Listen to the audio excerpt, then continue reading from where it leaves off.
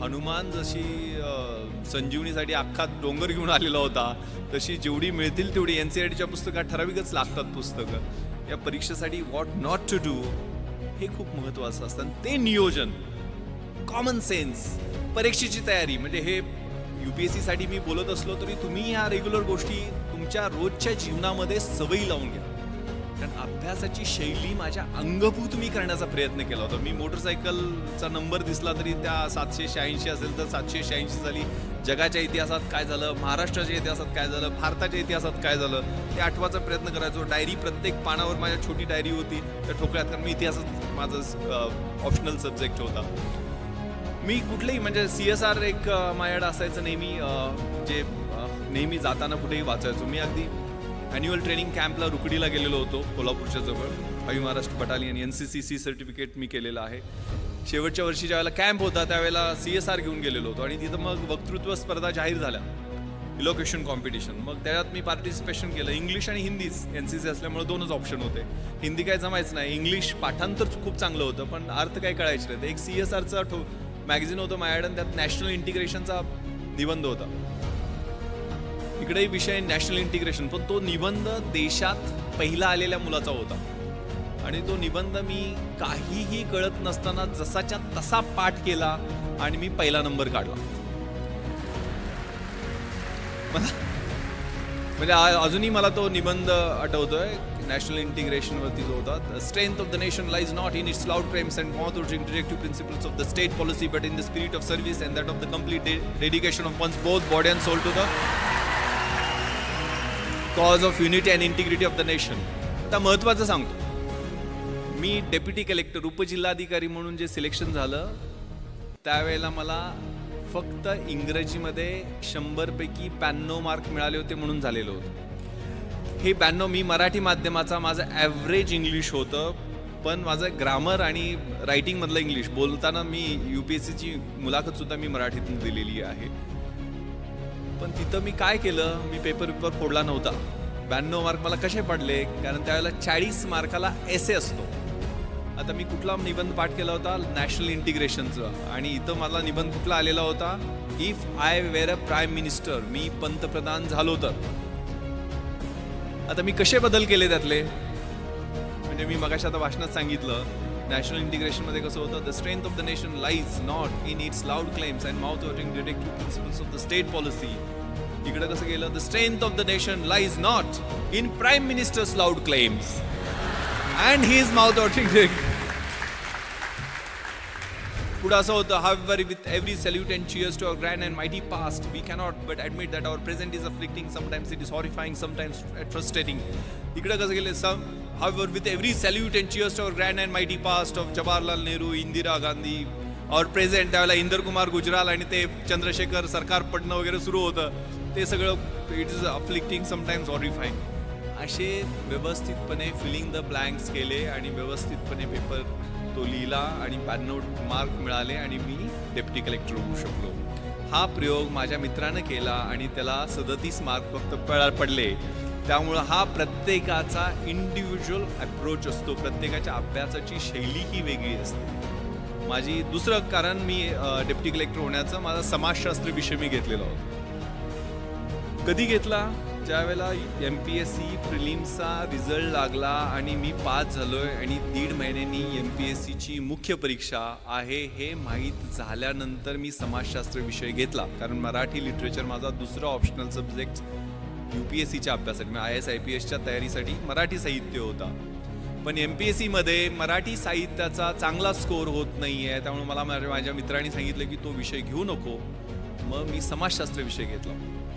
समाजशास्त्राचं, सोशॉलॉजीचं spelling सोडून मला काहीही माहीत नव्हतं. मी बाजारात गेलो, सगळ्यात छोटं पुस्तक असेल ते निवडलं आणि ते 175 पानाचं पुस्तक घेऊन आलो. आणि माझा एक मित्र संजय देशमुख, जो MPhil इन सोशॉलॉजी झालेला होता, त्याला म्हटलं मला जरा मार्गदर्शन कर रे, माझं 7 दिवस मी देऊ शकतो या विषयाला, मला समाजशास्त्र विषयात चांगले मार्क्स पाडायचे. तोही मेन्सला होता. तो 3 ठोकळे त्यानं मोठे मोठे काढले आणि जवळजवळ 350-400 डेफिनेशन्स इंग्लिशमध्ये त्याला पाठ होत्या. आणि असं टेन्शन दिलं की म्हटलं आता आपण गळ्यात दगड बांधलेला आहे आणि उडी मारलेली आणि 100% बुडणार. मात्र ते 7 दिवस त्या पुस्तकाबरोबर मी अभ्यास केला, म्हणजे रोमॅन्स केला, लिटरली कॉन्सेप्ट समजून घेतले.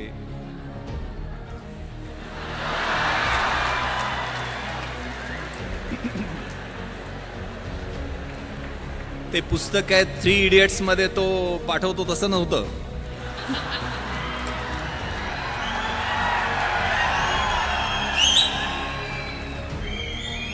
आणि तुम्हाला विश्वास बसणार नाही, माझं मार्कशीट तुम्हाला मी दाखवेल. ज्यावेळेला रिझल्ट लागला, जो MA इन सोशियोलॉजी होता संजय देशमुख, त्या माझ्या मित्राला 200 पैकी 80 मार्क पडले, म्हणजे 40% मार्क मिळाले. त्या ठिकाणी 8 दिवस रोमॅन्स करून, 8 दिवसच अभ्यास करून मला 200 पैकी 160 म्हणजे 80% मार्क मिळाले.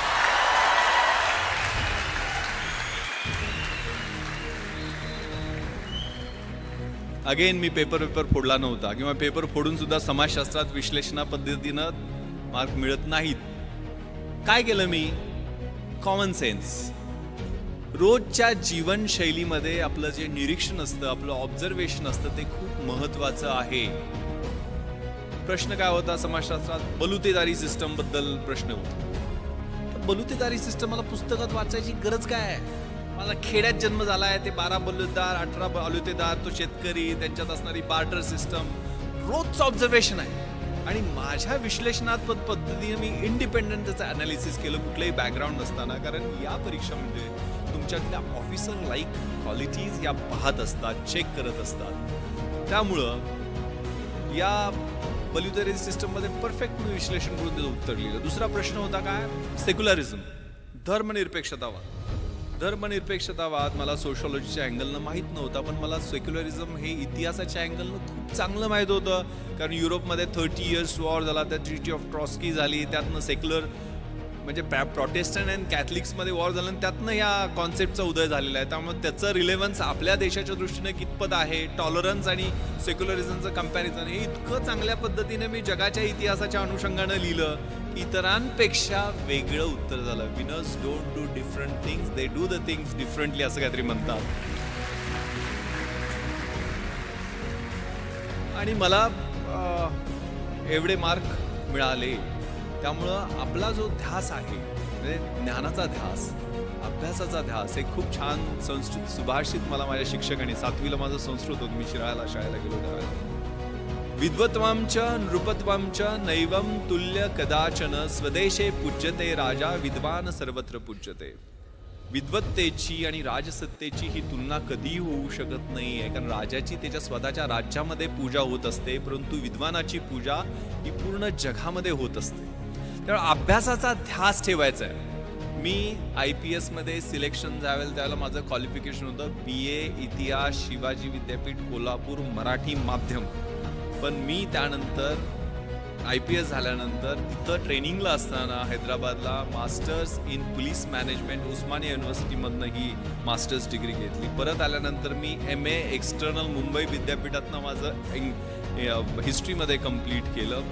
त्यानंतर मी लातूरला आणि नांदेडला SP असताना तिथनं मी LLB माझं कंप्लीट केलं. आणि गेल्या वर्षी मी मराठवाडा विद्यापीठातनं बाबासाहेब आंबेडकर मराठवाडा विद्यापीठामधून LLMचं फर्स्ट इयर तिथं फर्स्ट येऊन कंप्लीट केलं. आता सेकंड इयरला मला ॲडमिशन घेता आली नाही आहे, कारण 1 वर्षात माझी ट्रान्सफर झाली.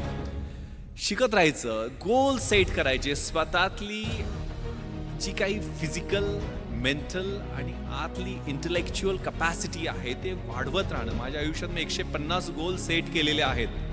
मी आज म्हणजे माननीय थोरात साहेबांनी एवढा आग्रह केला, मी अँटीबायोटिक्सवर आहे, कारण मी माझ्या मुलीनं मला सांगितलं की तुम्ही सगळं, तिला पाहण्याची हौस आहे, म्हणजे ती म्हटली की मला ते जगातल्या गोष्टी दाखवणं, मला पार्लमेंट दाखवा, मला प्रेसिडेंट हाऊस जिथं doctor APJ Abdul Kalam sir बसायचे त्या हाऊसमध्ये घेऊन चला. मग मी दिल्लीला तिला सगळ्या गोष्टी, सगळे फोर्ट तिला दाखवले, जोधपूरला घेऊन गेलो, जैसलमेरला घेऊन गेलो, बॉर्डर दाखवली, माझं बॅचमेट तिथं BSF मध्ये आयचे असल्यामुळं.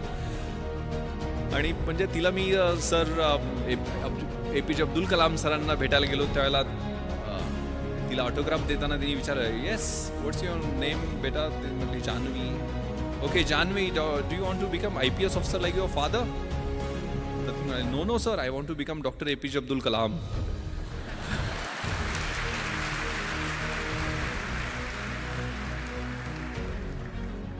इथं सावित्रीच्या लेखी सगळ्या आहेत, म्हणजे ते मला दंगल सगळ्यांनी पाहिला ना. Yes, that's fighting spirit, that should be there. त्यामुळे हे सगळं जे आहे ना, आणि इकडं सगळे शिवाजीचे मावळे असं काहीतरी म्हटले ना.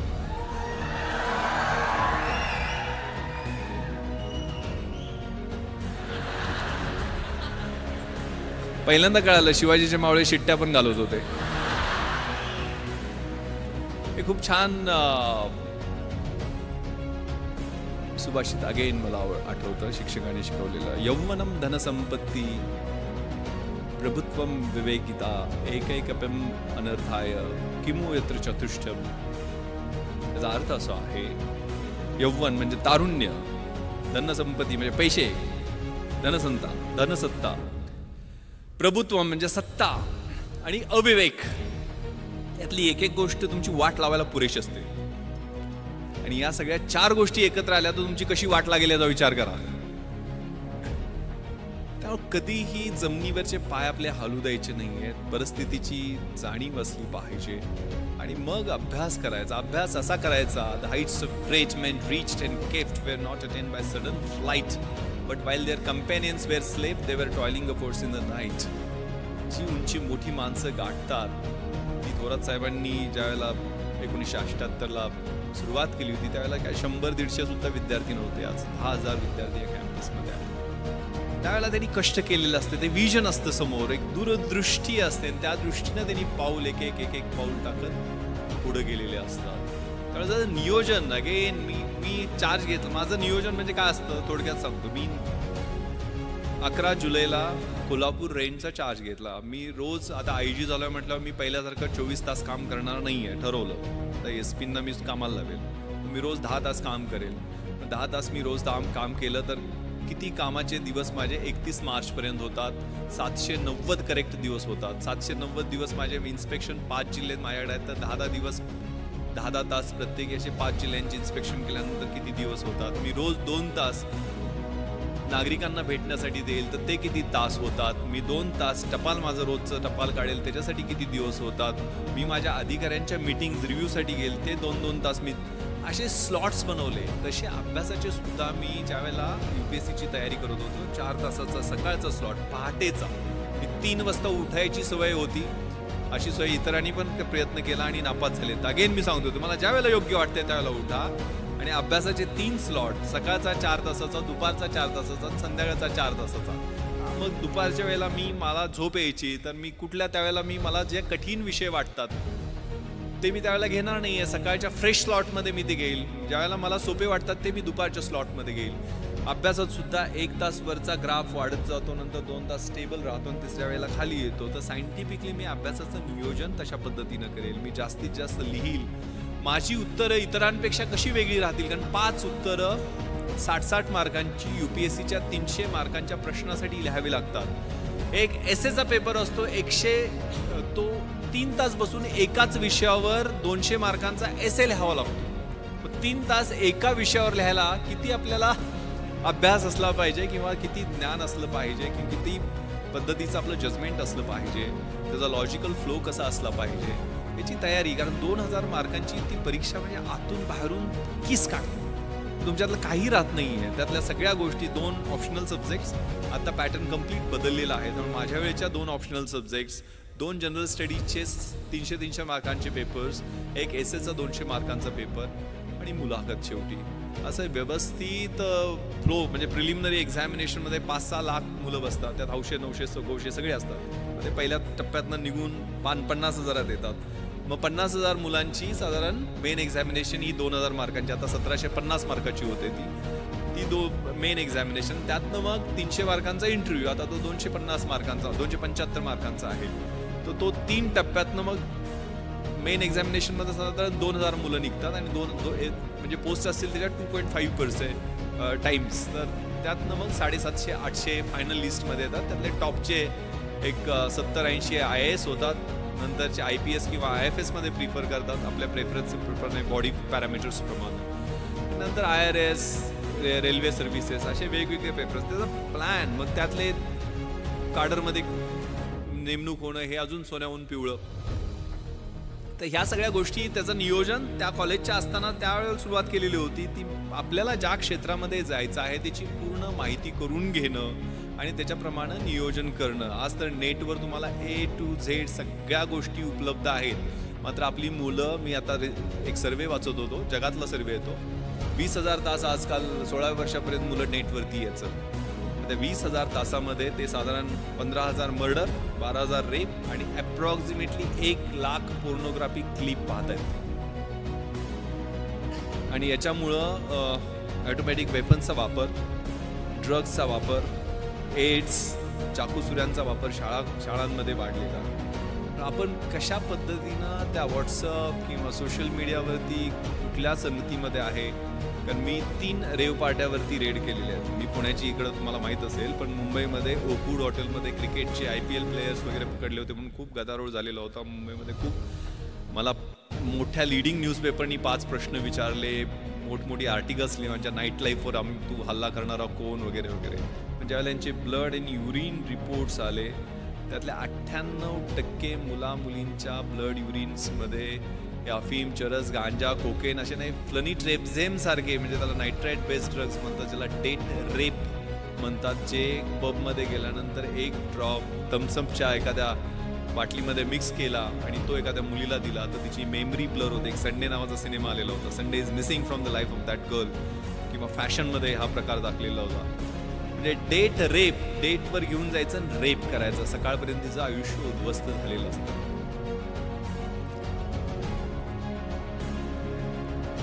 त्यामुळं आपली जागरूकता, आपण कशा पद्धतीनं कुठल्या नेटवर, कशा साईट्सवरती आहोत, कारण ह्याचं सगळं कम्युनिकेशन फेसबुकवरती झालेलं होतं, izratrans.com वेबसाईटवरती झालेलं होतं. इंटरनेटचं जे वर्ल्ड आहे ते खूप धोकादायक आहे.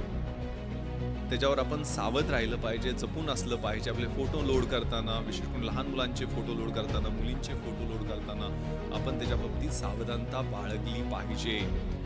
यातल्या एक मुलगी माझ्या मित्राची होती, म्हणजे मी पार्टीमध्ये पकडलेली. नंतर मग कारवाई तर मी कायदेशीर सगळी केली, कोणाला काय सोडलं नाही. आणि त्यानंतर मित्र माझ्याकडे तिला काउन्सिलिंगसाठी घेऊन आलेलो.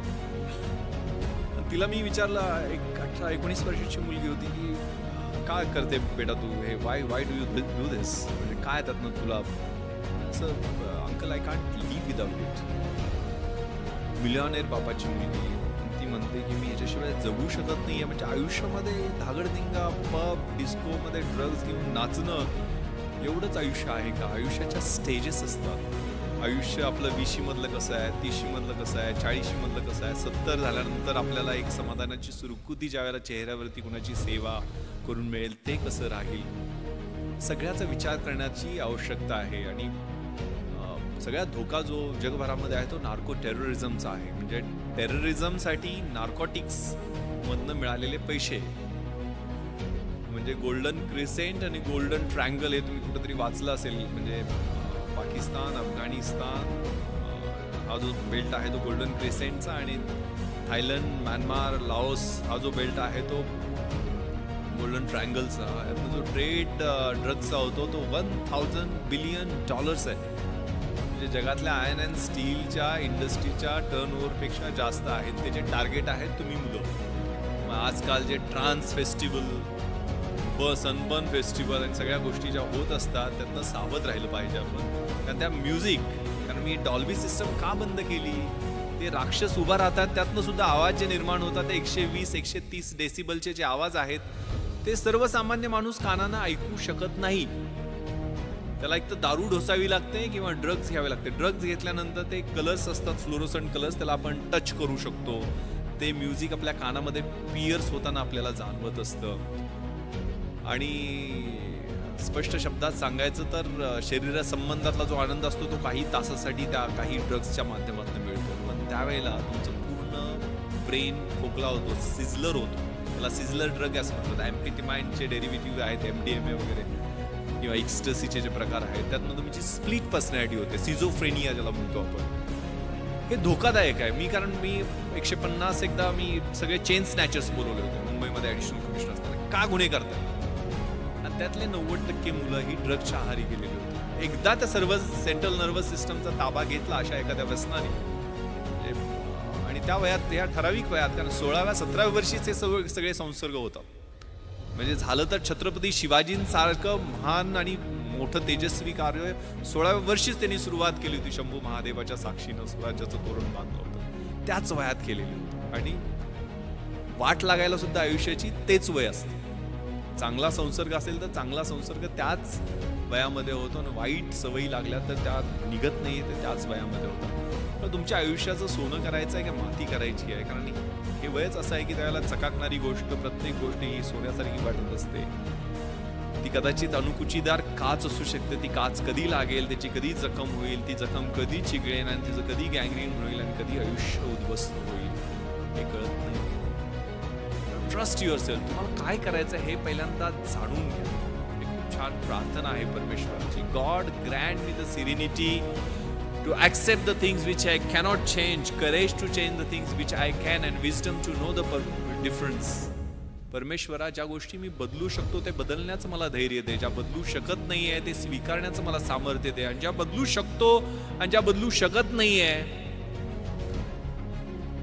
त्या दोन्ही मधला फरक ओळखण्याचं शहाणपण दे. ते शहाणपण खूप महत्वाचं आहे. शेवटचा प्रश्न मला लेफ्टनंट जनरल सुरेंद्रनाथनी विचारलेला होता. विश्वास इस दुनिया में तुम क्यों आए?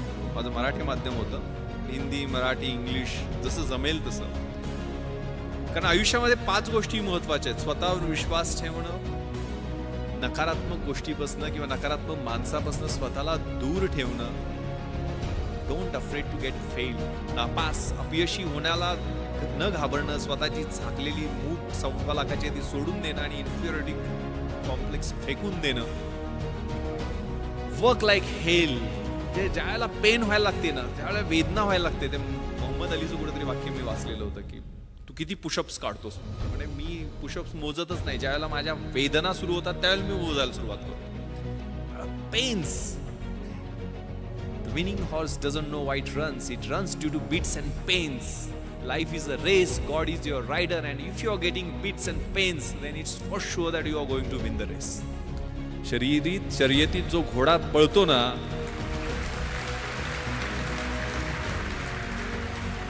त्याला माहित नसते तो का पळतोय. त्याला जे चटके, फटके, चापकाचे ओरखाडे मिळत असतात त्यामुळे तो पळत असतो. आणि जीवन ही अशीच एक शर्यत आहे. परमेश्वर हा तुमचा रायडर आहे, आणि जर तुम्हाला ते चटके आणि फटके मिळत असतील तर परमेश्वराची इच्छा आहे की तुम्ही ती शर्यत जिंकावी. ते चटके फटके मिळत आहेत का? आयुष्य प्लेन नाहीये. Work like hell and give something back to the society. Last very important. आपण कशासाठी आहे, काय आहे आणि काय द्यायचं? जगातली 3 सगळ्यात सुंदर क्रियापद आहेत. To love, to help and to serve. प्रेम करणं, मदत करणं आणि सेवा करणं. ज्या ज्या वेळेला शक्य आहे त्या गोष्टीसाठी आपण तडफडून पुढे गेलं पाहिजे. त्यातनं जे समाधान मिळतं ते आपल्या सेल्फिश मोटिव्ह किंवा मटेरियलिस्टिक किंवा भौतिक गोष्टीमधनं मिळत नाही. मी जी मुलाखतीत मला शेवटचा प्रश्न विचारला होता की विश्वास इस दुनिया में क्यों आए, गोंधळून टाकणारा प्रश्न होता. UPSCचे त्यावेळेचे चेअरमन त्यांनी हा प्रश्न विचारलेला होता. मी तर स्वतःचं कर्तृत्व नाही, आई वडील मला घेऊन आले दुनियेमध्ये. पण मी त्यावेळेला त्यांना एक कविता मला आवडते सर, कदाचित ती माझ्या आयुष्याचं उद्दिष्ट मी ठरू शकेल, आणि ती कविता मी नेहमी म्हणून दाखवतो. Very meaningful poem, the poem of la Mancha. युद्धातल्या सैनिकाची ती कविता आहे. To dream the impossible dream. जे अशक्य आहे ते स्वप्न मला पाहायचं आहे. टू फाईट द अनबीटेबल फो. ज्याचा कोणी पराभव करू शकत नाही त्याला जाऊन मला हरवायचं आहे. To run where the brave dare not to go. ज्या ठिकाणी मी जाण्याचं धाडस करत नाही तिथे जाऊन मला धावायचं आहे. To try when your arms are too weary. माझे हात, पाय, बाहू, शरीर सगळं थकून गेलंय, त्यावेळेला मला तो एव्हरेस्ट समोर दिसतोय. तो एव्हरेस्ट गाठण्यासाठी मला एक एक पाऊल पुढे टाकायचं आहे. To reach that unreachable star. This is my quest to follow that star, no matter how hopeless, no matter how far. To fight for the right without questions, without pause. To be willing to march into the hell for heavenly cause. मला सत्यासाठी संघर्ष करायचा आहे. त्यावेळेला कोणताही प्रश्न विचारायचा नाही, कोणताही थांबा घ्यायचा नाही आहे. माझी नरकात जायचीही तयारी आहे, मात्र त्यासाठी असणारं कारण स्वर्गीय असलं पाहिजे.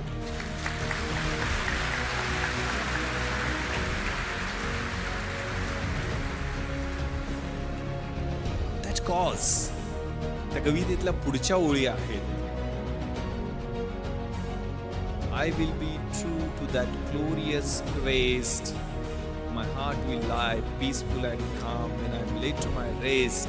And the word will be better for this, that one man, scorned and covered with scars, still strove with his last ounce of courage to reach that unreachable star. तो युद्धातला सैनिक ज्यावेळेला त्याच्या अंगावर जखमा असतील, त्या भळभळणाऱ्या जखमा बरोबर घेऊन त्या स्टारच्या, त्या ताऱ्याच्या दिशेनं तो ज्यावेळेला जाईल, त्या हौतात्म्याच्या दिशेनं तो जाईल, त्यावेळेला जग सगळं म्हणेल की येस, हा शेवटपर्यंत लढत राहिला, हा शेवटपर्यंत लढत राहिला, देशासाठी लढत राहिला, समाजासाठी लढत राहिला. कारण डिग्निटी, डेथ विथ डिग्निटी खूप महत्वाची आहे. आपला आयुष्याचा शेवट कसा होतो हा खूप महत्वाचा आहे. कारण आता उदाहरण देताना, सुरुवातीला परिचय करून देताना 26/11 सांगितलं गेलं. 26/11च्या अगोदरची परिस्थिती, दरम्यानचे ते 60 तास आणि त्यानंतरचे 1.5 वर्ष मी मुंबईला बदलताना पाहिले. माझ्या आतमधनं जे बदल होत होते ते मी पाहिलेले आहे. माझी पत्नी बऱ्याचदा विचारते की तुम्ही एक ग्लॉक पिस्टल घेऊन बुलेट प्रूफ जॅकेट नसताना, कारण ते ऑड युद्ध होतं. कारण मी आणि माझा बॉडीगार्ड सुरुवातीला आम्ही दोघंच घुसलेलो होतो. 9:40 अतिरेकी 2 मुख्य दरवाजातनं आणि 2 नॉर्थ कोर्ट गेटमधनं घुसले आणि 9:51 11व्या मिनिटाला मी आणि माझा बॉडीगार्ड अमित खेतले, ज्याला 3 गोळ्या लागल्या, दोघं जण आम्ही पाठीमागच्या स्विमिंग पूलच्या गेटमधनं आत घुसलो. 11व्या मिनिटाला मी घुसलो. ज्यावेळेला खाली स्विमिंग पूलच्या एरियामध्ये 7-8 परकीय नागरिकांचे मृतदेह रक्ताच्या थारोळ्यात होते, त्यावेळेला खात्री होती की आपलाही इथंच एंड आहे, हीच आपली समाधी आहे. आतमध्ये 100% आपण जिवंत राहणार आहे, पण मारायचं किंवा मरायचं एवढंच ध्येय त्यावेळेला समोर होतं. त्यामुळे हात थरथरले नाहीत.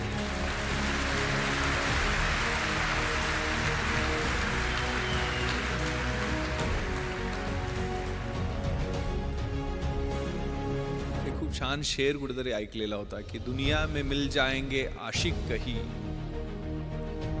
मगर वतन जैसा खूबसूरत सनम नहीं होगा.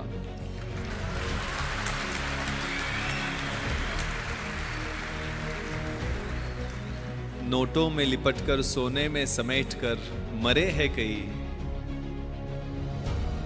मगर तिरंगे जैसा खूबसूरत कफन नहीं होगा.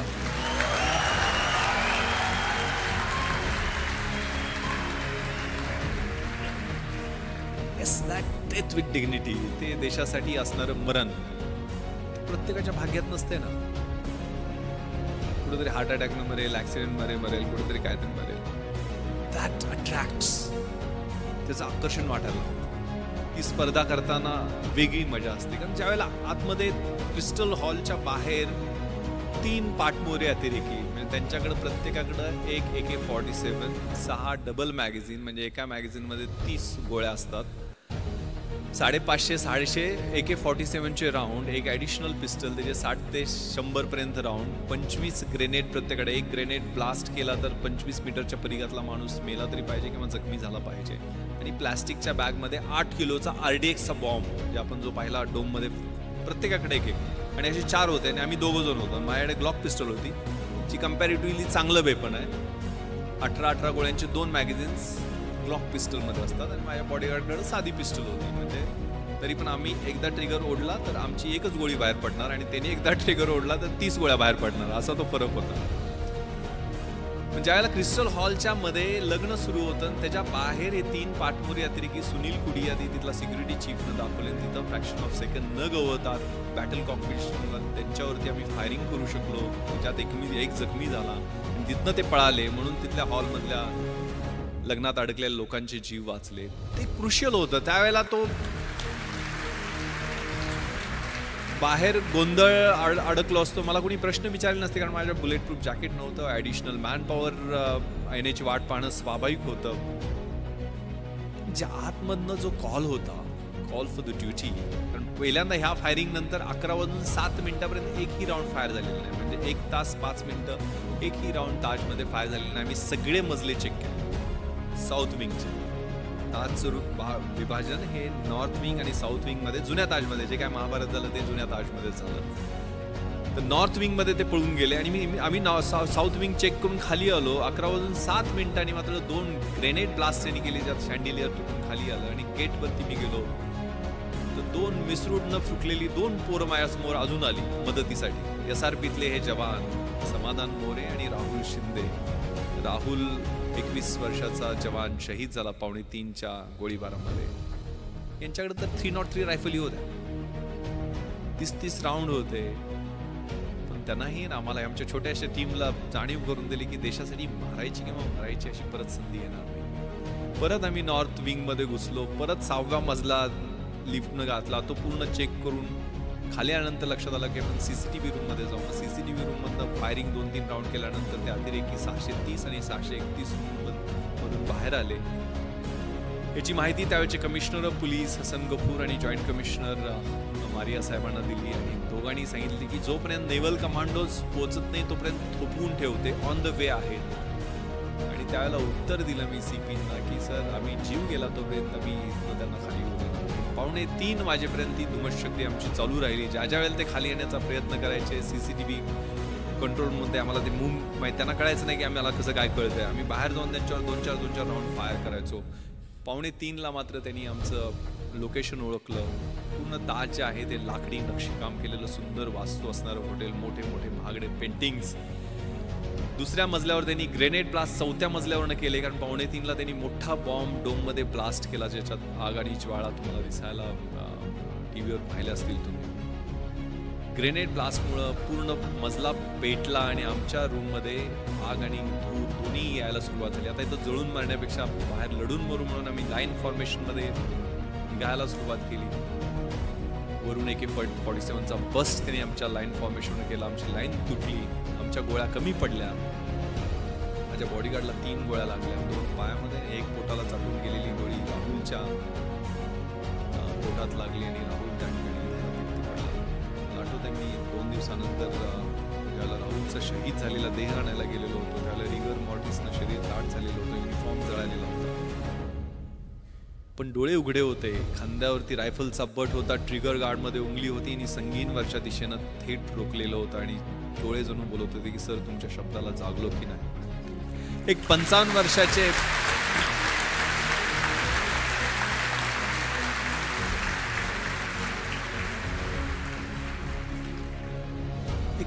वर्षाचे अंमलदार तुकाराम ओंबाळे त्यांचं नाव. 5 गोळ्या पोटामध्ये घेतात काय AK-47च्या. एक लाठी घेऊन तो माणूस चढाई करून जातो कसाबवरती. 5 गोळ्या पोटात घेतल्या तरी पकड ढिली होत नाही आणि एक अतिरेकी जिवंत पकडला जातो. न इज्जत दे, न अजमत दे, न सूरत दे, न सीरत दे, मेरे वतन के वास्ते अरब, मुझे मरने की सिर्फ हिम्मत दे. ही हिम्मत खूप महत्वाची आहे. उद्दिष्ट ठेवायचं आहे, स्वप्न ठेवायचं आहे आणि मार्गक्रमण करायचं आहे. निराश व्हायचं नाहीये. सपोर्ट करायला तुम्हाला एवढी मोठी सिस्टम या ठिकाणी आहे. खूप छान कविता कुसुमाग्रजांची आहे. ओळखलत का सर मला पावसात आला कोणी, कपडे होते करदमलेले केसावरती पाणी, क्षणभर बसला नंतर हसला बोलला वरती पाहुणी, गंगामाई पाहुणी आली गेली घरट्यात राहुनी, माहेर वाशिन पोरीसारखी 4 भिंतीत नाचली, मोकळ्या हाती जाईल कशी, बायको मात्र वाचली, भिंत खचली, चूल विजली, होते नव्हते नेले, आठवणीला डोळ्यामध्ये पाणी मात्र ठेवले, कारभारणीला घेऊन सरसंगी आता लढतो आहे, चिखलगाळ काढतो आहे, पडकी भिंत बांधतो आहे, खिशाकडे हात जाताच हसत असत उठला, पैसे नकोत सर मला जरा एकटेपणा वाटला, मोडून पडला संसार तरी मोडला नाही कणा, पाठीवरती हात ठेवून नुसतं लढ म्हणा. That fighting spirit.